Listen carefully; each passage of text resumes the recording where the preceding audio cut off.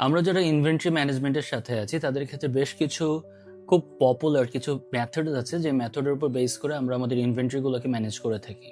তার মধ্যে সেগুলোকে দেখতে অনেক ক্ষেত্রে একরকম মনে হলো, বাট তাদের ভেতরে কিন্তু পর্যালোচনা করলে দেখা যায় যে বেশ কিছু ডিফারেন্সিয়েশন তাদের ভেতরে থাকে। যেমন না ধরুন আপনার ফিফো, FIFO, আবার at the same time FEFO, সেই দুইটাকে শুনতে একরকম মনে হলো, তাদের মধ্যে কিন্তু একটা বিশদ ডিফারেন্স আছে। আসেন আমরা সেইটাকে নিয়ে একটু ডিসকাস করে দেখি। সো যেটা কিনা FIFO, FIFO, that is first in first out, আর আরেকটা হলো কি FEFO, that means first expiry first out. So যেটা ফার্স্ট ইন ফার্স্ট আউট, অর্থাৎ যেমন একটা এক্সাম্পল দিয়ে যদি আমরা বলি, যখন আইফোন 17 মার্কেটে আসবে তখন কিন্তু আইফোন 16-এর যে ব্যাচটা বা আইফোন 16-এর যে প্রোডাক্টগুলো রিটেলের কাছে আছে, তারা বিভিন্ন রকমের টেকনিক দিয়ে বিভিন্ন রকম অফার করে ক্যাম্পেইন করে তারা টার্গেট করে যাতে করে তাদের আইফোন 16-এর প্রোডাক্টগুলো তাদের স্টক আউট ফার্স্ট হয়ে যায়, সো দ্যাট তাদের কাছে যখন আইফোন 17-এর নিউ স্টক আসবে that will make a difference. So যার কারণে তাদের টার্গেটটা থাকে যেটা তাদের প্রথমে ঢুকেছে তাদের স্টকে, সেটাকে রিটেলাররা আগে রিলিজ করে দিতে চায়। এখন আসেন আমরা কথা বলে দেখি ফার্স্ট এক্সপায়ারি ফার্স্ট আউট। এটার এক্সাম্পলটাকে যদি আমরা এইভাবে চিন্তা করি, ফার্মাসিউটিক্যালস কোম্পানিগুলো, তাদের ক্ষেত্রে এটা খুব বহুল ব্যবহৃত হয়ে থাকে।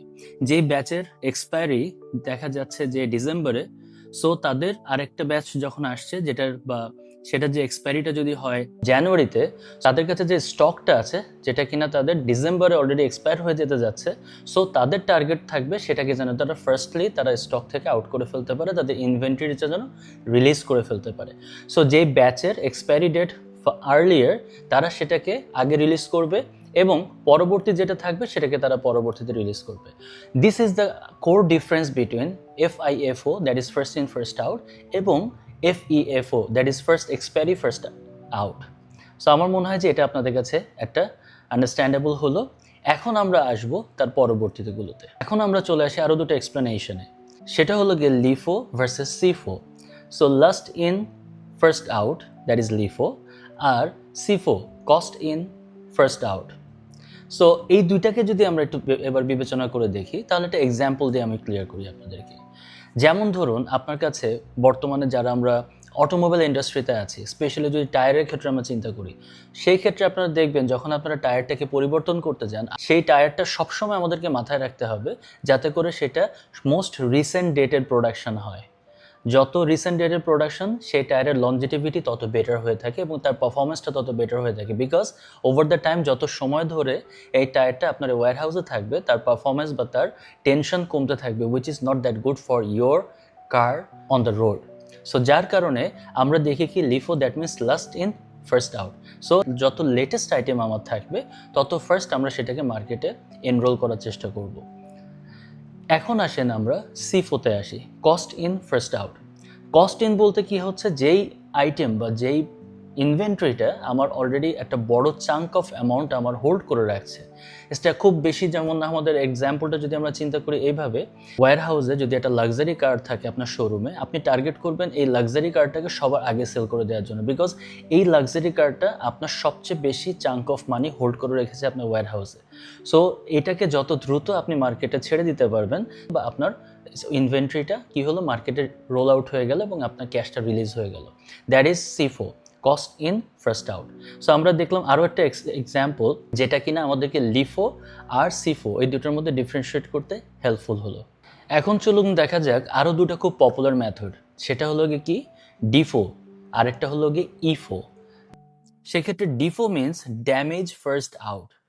সো এই জায়গাটা যদি আমরা দেখি, যেমন একটা এক্সাম্পল যদি আমরা দেই, সেক্ষেত্রে সুপার মার্কেটগুলোতে দেখবেন যেগুলো পেরিশেবল আইটেম থাকে, দ্যাট মিনস এই পেরিশেবল আইটেমগুলো কিন্তু খুব দ্রুত, আমাদের পচনশীল আইটেম খুব দ্রুত পচে যায় বা এটাকে সংরক্ষণ করা is not that easy. So better সেটাকে কি করা হয়, বিভিন্ন রকম অফার দিয়ে, সেটাকে ক্লিয়ারেন্স সেল দিয়ে সেটাকে কি করা হয়, অ্যাজ সুন অ্যাজ পসিবল আমাদের ওয়্যারহাউস থেকে ডিফারেন্ট ডিসকাউন্ট দিয়ে সেটাকে বের করে দেওয়া হয়, যাতে করে আমাদের এই স্টকটা যেন থেকে পচে যাওয়ার থেকে আমার ক্যাশটা এনরোলড হয়ে গেল এবং ক্যাশটা আমার লিকুইডিফাই হয়ে গেল। অ্যাট দ্য সেম টাইম ইফো যেটাকে বলা হচ্ছে সেটা হলো এক্সপায়ারি ফার্স্ট আউট। সো এক্সপায়ারির ক্ষেত্রে যদি আমরা চিন্তা করে দেখি, তার মানে আমরা দেখতে পাচ্ছি যে যেই প্রোডাক্টটা আমার এক্সপায়ার্ড হয়ে যাচ্ছে, যেমন এটা খুব বেশি করে একটা এক্সাম্পল দেওয়া যায়, যেমন আমাদের শীতকাল আসছে। এই শীতকালে দেখবেন যে শীতকালে যে আমাদের ক্লদিংগুলো থাকে, গরমকাল আসলে ডেফিনেটলি তখন কিন্তু এই ক্লদিং এর কিন্তু ভ্যালু খুব একটা থাকবে না, কারণ বিক্রি হবে না। সেই সিজনাল আইটেম যেগুলো থাকে, এই শীত থাকতে থাকতে যেন সেটা স্টক থেকে আউট হয়ে যায় এবং ক্যাশটা যেন আমাদের লিকুইডিফাই হয়ে যায়, সেটাই থেকে কিন্তু একজন ইনভেন্টরি স্পেশালিস্টের সবচেয়ে বড় target.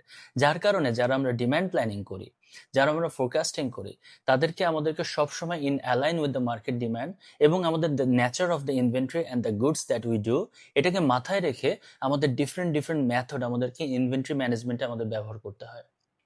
I hope the differentiation between these LIFO, FIFO, EFO, DIFO, CIFO, all the things that we have discussed, that gonna help you to be in your positioning where you'll be able to get a better understanding in your next cycle of inventory management. See you in the next one. Till then, stay safe with a healthy smile. Thank you.